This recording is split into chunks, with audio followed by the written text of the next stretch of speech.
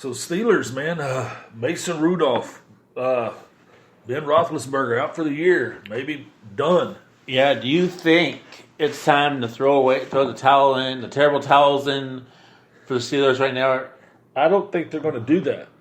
I mean, if they wouldn't have traded for Minka Fitzpatrick, I still think they're in win now mode because of what they did. They gave up a first and a fifth in next year's draft and a sixth in 2021. So that tells me that they're still believing they're in this. And Mason, boy, just what jumped off at me when he came in the game was just the poise. Seemed fairly accurate. He was 12 of 19 for 112 yards, 2 TDs, only 1 pick, had a 92.4 rating. I just wonder if the Steelers think, okay, this is our guy, or might they be looking at, say, Philadelphia and calling them about Nate Sudfeld? So, is this Thomas pass for the year for not getting fired? I think it may be because Steelers don't fire coaches. I mean, they haven't fired a coach since 1969. They hired Chuck Noll. He stayed till he retired.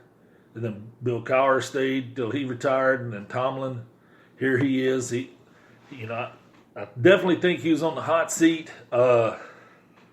If things would have kept going, I think there would have been, because there's a lot of people in Pittsburgh just tired of the guy. I mean, just how just undisciplined the team seems at times, and just the lack of professionalism. So, where do you see the Steelers going in a long term this year? Do you think? Do you think they can turn around and make a play? Is this a playoff team? I mean, looking at their offensive line and Schuster and some of the improvements they've made on defense, talent wise, but their performance isn't there on the defense. Mm-hmm. But I mean, for this to happen to the Steelers division is kind of. They still pulled out because the division's very Baltimore got that 2-game lead on, but Cleveland 1-1. Yep. Bengals haven't won a game yet, right? So I mean, the Bengals going to be in sell mode. There's some teams that's got some high priced superstar players. We'll probably talk about later on about are these guys on the move. But the Steelers, I mean, what I'm saying is I wonder how long they're going to look at Mason Rudolph before deciding, okay, we're going to stay with this instead of, calling Sam Bradford and say to get off his couch and come in, or like I said about the aforementioned Sudfeld, hey, let's call the Eagles and see what they want for this kid. And I guess it's ride or die, right? Is what you're expecting for the next few weeks. Yeah, but long term for the Steelers, do you think this was Big Ben's last game in Pittsburgh? Well, that's the question, isn't it? Okay. I mean, because it doesn't it all.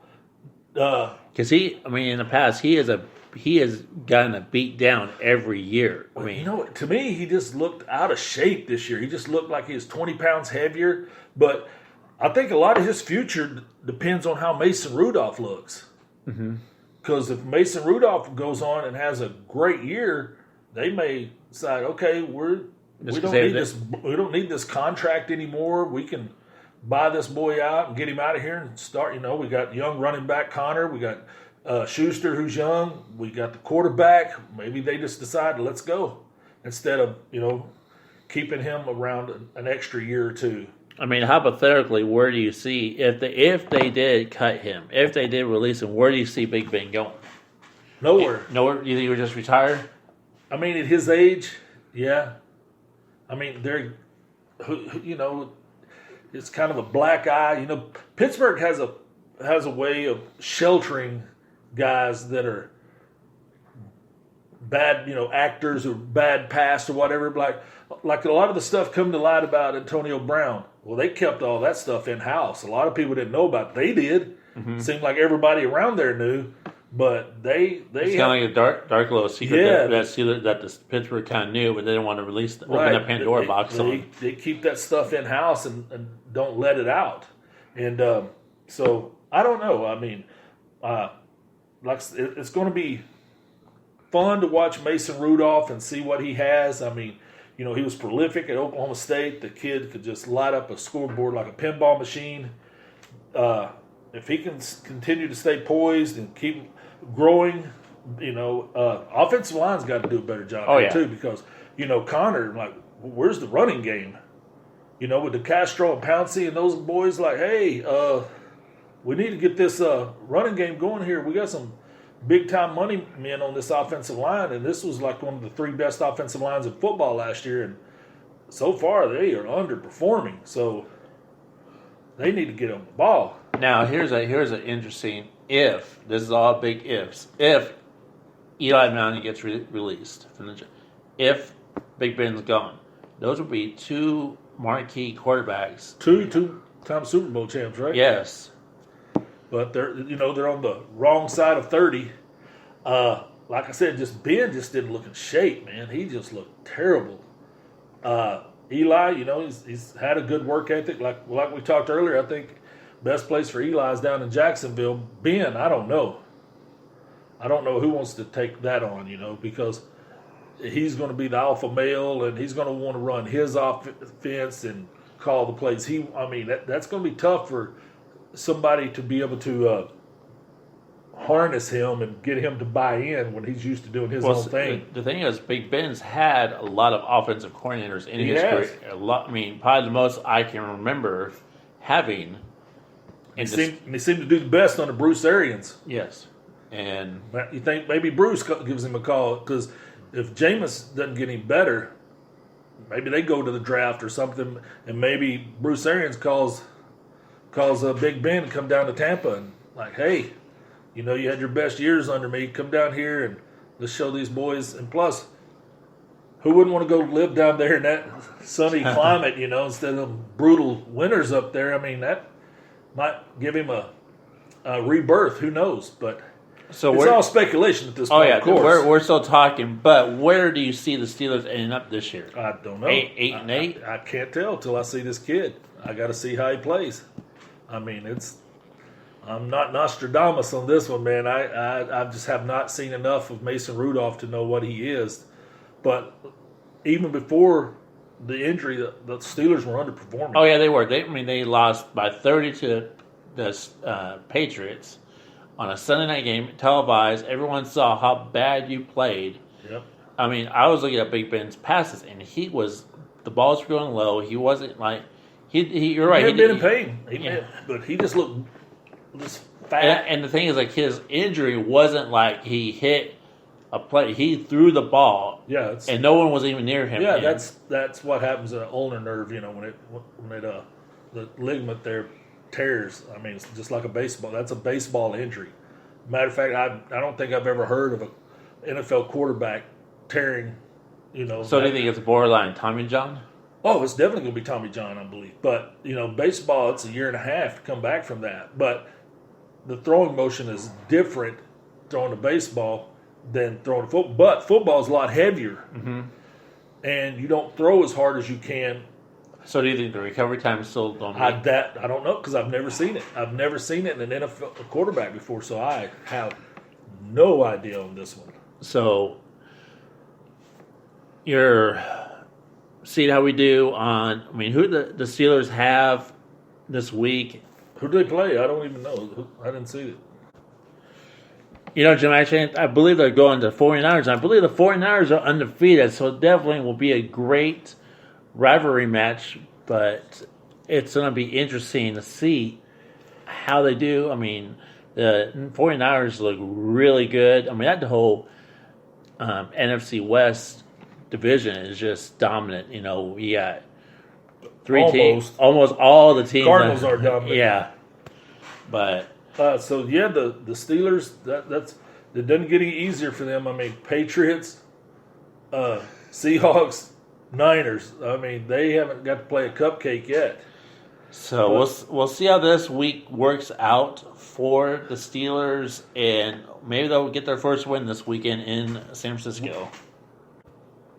The next quarterback injured team we're going to talk about, the Jets. More drama in New York. Let's just throw the Jets in this realm of media for the New York area. The Jets, the Jets just gave the New York media a dream come true by signing quarterback David Fails. You cannot wait to see the headline, Jets fails another game. I mean, they're going to have so many punchlines with that name. I mean, this is going to make their job so easy if he ever gets into a game. But outside of him playing, Fails, passes the test. So right now, it looks like Luke Falk's going to be the guy. You know, he was drafted in the 6th round of 2018 by the Titans out of Washington State. He is going to be the 3rd starting quarterback for the Jets in the 3rd game. I mean, they went through bing, bing, bing, you know, with Darnold having mono. I didn't think anybody outside of high school ever got that. I know. I was just kind of wondering how someone gets mono, but... Yeah. Trevor Siemian, no, he's on the IR now. So it's Fails. Fails and Don't fail us now. Yeah. I mean, But this, you know, the Jets, they've thrown a lot of money around this year. You know, they thought they were going to be a lot more competitive with Le'Veon Bell, and man, he played his heart out. I mean, he gutted it up and played the other night against the Browns, but the Browns were just too punishing on defense. I mean, they were getting after the quarterback. You know, Myles Garrett was just destroying their left tackle. yeah, granted, the Browns had to kind of have redemption after they lost their first game loss, you know, but, Yeah. you know, they definitely stood up the time with the Monday Night Football game. But the Jets, you know, they did spend the money. They also got new jerseys, you know, wearing black jerseys on the Monday night game. That was kind of an interesting. Yeah, I mean, but, you know, the quarterback issue will always be their downfall. it seems like every year. It's since like Joe Namath, huh? Yeah. I mean, you were kind of talking about quarterbacks they've had, and Yeah. I mean, After Namath, it was Richard Todd. Then it went for a while with, I think they had Vinny Testaverde for a while. Yep. And then they had the kid out of West Virginia. What was his name? Chad Pennington, Chad Pennington. He was there. They just Mark Sanchez, as everyone knows. that was but Neil O'Donnell, Neil O'Donnell. I mean, Boomer Esiason, Ken O'Brien. Ken O'Brien. Yeah, Ken O'Brien was right after Richard Todd. That was the guy they drafted instead of Dan Marino. Oops. But getting back to Falk, you know, I mean, he wasn't that terrible the other night. You know, he was threw for 198 yards, 80% completion, and, you know, 99.7 quarterback rating. But it's just the drama there in that city right now. But the quarterbacks, you know,